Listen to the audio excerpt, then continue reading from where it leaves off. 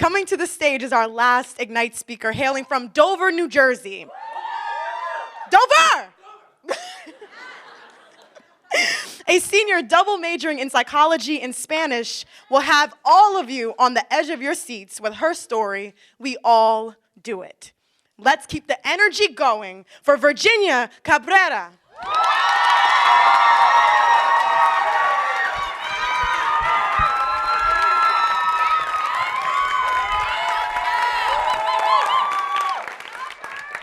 Hi, everyone. So, how many of you have ever been bullied? A lot of you. How many of you have ever been a bully? Fewer. Okay, so this is a story about a 4'9" girl entering her freshman year of high school absolutely petrified. And that girl was me.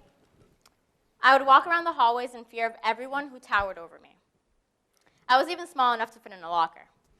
I mean, luckily that never actually happened, but I was still subjected to many forms of bullying. I was made fun of for not being able to reach the goggles cabinet in chemistry class. I was called Shorty, and I don't mean that in a romantic way. I was even made fun of for having the name of a state. And after a while, have you ever been to Virginia? Gets kind of old. So I was at my breaking point. I was a nervous wreck, had no self-esteem, no confidence, and my shyness had reached an unspeakable level. So I began to really think about how I felt in class. I would begin to sweat at the thought of my professor calling on me. I would sweat at the thought of having to raise my hand and participate. I would sweat at the thought of having to do an oral presentation and just feel panicked. I would walk around the hallways with my arms clutched against my body so no one would know and have another reason to make fun of me. I was embarrassed. My mom had to take me to the doctor and have them prescribe me antiperspiration deodorant, and I thought this was going to fix everything. But it didn't. The problem still persisted. Not one of my insecurities disappeared, and I felt small in every sense of the word. I had to do something, so I joined sports, a place where I can feel maybe safe.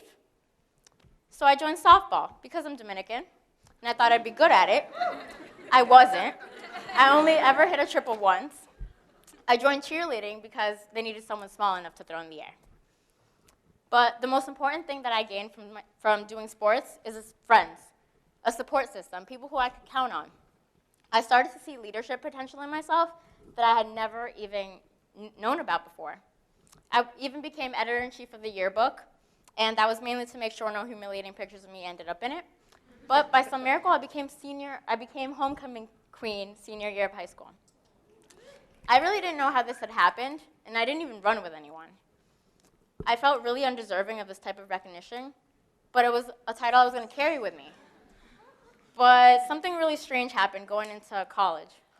My imaginary crown shattered into a million pieces. I reverted back to being that shy girl that I had known in the beginning of high school. Most people would be absolutely terrified of a 500-person lecture hall. I loved them because I could hide from my professor. Basically, I needed to find a way to feel better about myself. And I felt fake. I felt a fraud. I was so discontent with myself, and I had lost all the self-confidence that I had mustered up until that point. And I couldn't fit the stereotype of being a Gemini any better. So I left America. I embarked on a study abroad trip to Spain on a self-discovery journey.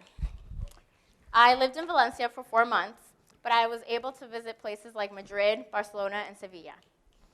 I found myself living a much slower-paced life, and while taking many siestas, I did a lot of personal reflection.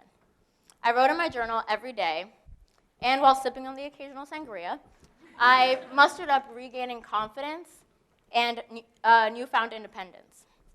So when I came back to America, I felt rejuvenated. I was rehired as an orientation leader for new student orientation. And while everyone saw so much potential in me and my ability to grow, I was now scared to be this new and improved me, but my ambition still did push-ups in my sleep. I reflected upon the person I had been and the person I wanted to become. I realized, finally, that I was my own worst bully. When I had asked most of you earlier if you had ever been a bully, for those of you who didn't raise your hand, I think you're lying. because we all do it. We all beat ourselves up for something. And we have to break out of that cycle before it's too late. We have to believe in ourselves and our ability to succeed despite all odds. We have to love ourselves. Next year, I'm going into graduate school to pursue a career in student affairs and higher education. Part of my mission now is to inspire students like myself to let go of all the inhibitions they have because we can all reach the top. I mean, look at me now. I'm standing in front of you here today, and I didn't even break a sweat. And to be honest, being me is like wearing a crown on my head every day. Thank you.